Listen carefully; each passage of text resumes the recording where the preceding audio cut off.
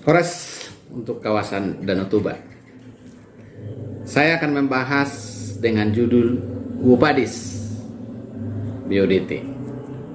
Kenapa Kuopadis? Karena sudah 5 tahun tidak jelas. Yang terdengar ke telinga kita adalah kesedihan masyarakat Sigapitun dan konflik di Motung. Saya banyak mendengar cerita-cerita dari sahabat saya, Dr. Tota Manurung, yang luar biasa mendampingi masyarakat di Motung. Selamat berjuang, sahabatku. Nah, saya beberapa waktu yang lalu ke Sibisa, Bandara Sibisa ya. Bandara Sibisa, bandara diperbaiki dengan baik. Sebenarnya apa maksud bandara ini gitu? Kan sudah ada Bandara Silangit gitu ya.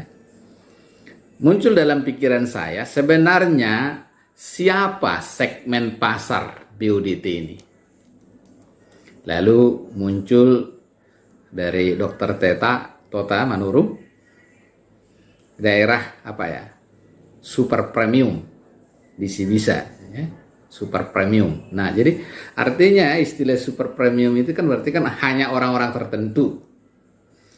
Nah, artinya sebenarnya super premium itu apakah wisata yang datang ke wilayah BODT yang katanya 500 hektar dalam Perpres tahun 2016 itu, ya, apakah orang-orang segmen pasar ini mempengaruhi orang-orang di luar Sibisa, di luar resort itu? Apakah memang segmen pasar mereka masyarakat di luar lalu datang ke resort di Sibisa lalu datang pulang, jadi hanya di situ gitu.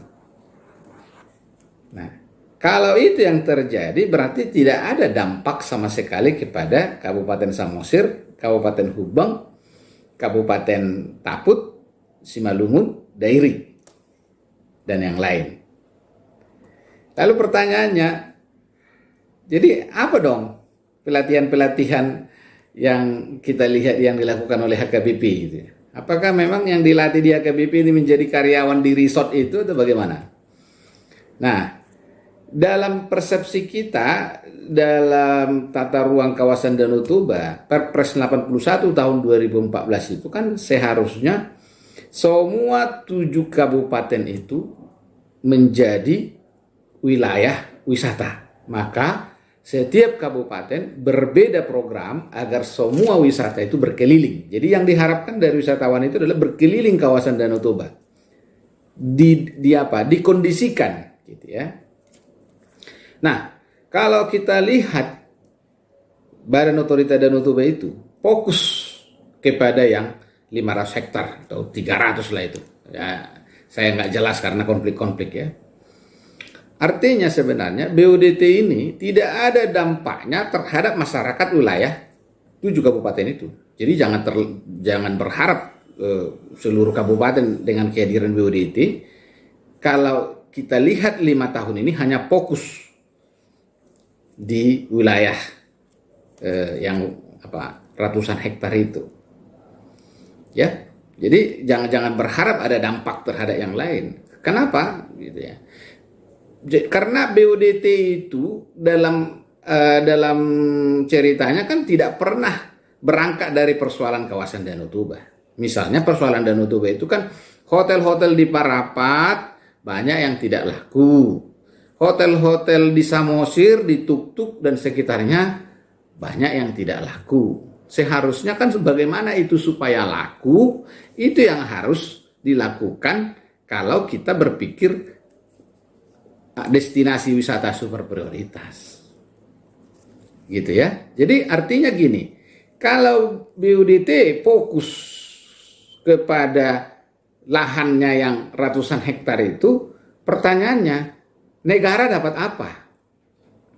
Pajak. Ya. Terus apa?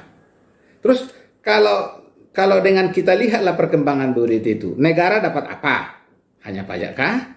Lalu yang kedua, rakyat dapat apa? Gitu. Nah, kalau tidak ada yang dapat, negara hanya pajak saja, terus lahan hutan lindung, katakanlah abaikanlah dulu itu, nggak usah, oke, abaikan dulu masyarakat misalnya. Fungsi hutan lindung harus diberikan kepada otoritas, kepada investor, hanya mengharapkan pajak negara, lalu pengaruhnya apa? Apa pengaruhnya ekonomi terhadap masyarakat? Nggak ada. Ya kan? Nggak ada. Karena kan otorita Danau Toba itu kan ada otoritatif, koordinatif. Koordinatif apa? Dampak koordinatif itu terhadap ekonomi masyarakat apa sebenarnya? Jadi sebenarnya BODT itu ya pas mau kita tanya, Quo Vadis BODT ini sebenarnya. Nah, kalau kita sudah tahu apa sebenarnya targetnya BODT ini, sebenarnya bupati di kawasan Danau Toba agar sadar buat program sendiri. Karena pusat main sendiri. Ya kan, kita ini kan sekarang kan jadi penonton ini daerah-daerah gitu ya. Jadi perlu dievaluasi kembali kehadiran BODT ini. Jangan-jangan sebenarnya ini hanya sekelompok orang punya kepentingan, atau satu orang atau dua orang begitu. Kenapa saya bilang seperti itu? Karena kan yang mau kita kembangkan itu kan keadilan ekonomi, distribusi wisata untuk seluruh kabupaten ini.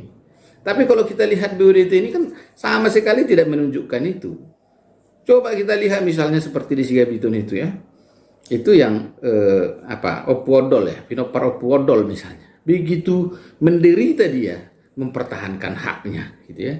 Nah, jadi apakah misalnya BODT ini nanti menjadi kawasan super eksklusif yang bisa nanti hanya segmen pasar BODT yang super apa namanya itu untuk hanya menikmati gitu ya. Ya. Nah, ini kita betul-betul bertanya-tanya ini.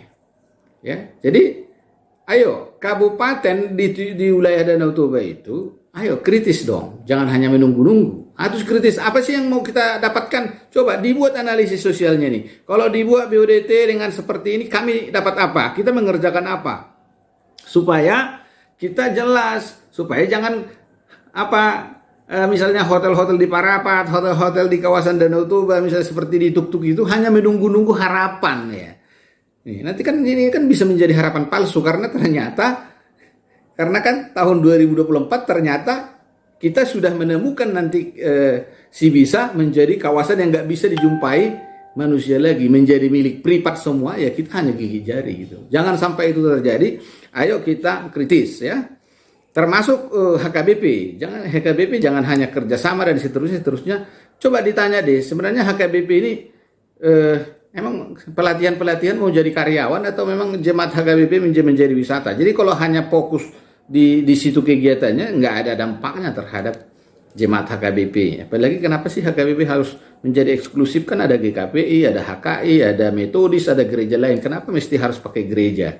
Makanya saya usulkan ya udah Pemkab aja, optimalkan Pemkab. Gereja mengurusi jemaatnya untuk menjadi orang yang jujur, berintegritas, beriman dengan baik. Supaya fokusnya di situ. Kalau misalnya, sekali lagi kalau misalnya gereja mau menghasilkan orang-orang yang aktif supaya sadar wisata, ya buat mandiri, tidak perlu kerjasama dengan organisasi yang menurut saya tidak memberikan tidak transparan, tidak menjelaskan gitu ya. Coba misalnya kita ini kan selalu kembangkan TKDN produk dalam negeri ya. Kalau dokumennya aja harus ke luar negeri gitu ya.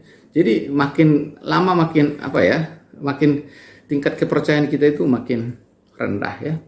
Saya kira itu dulu penjelasan saya. Terima kasih, Horas.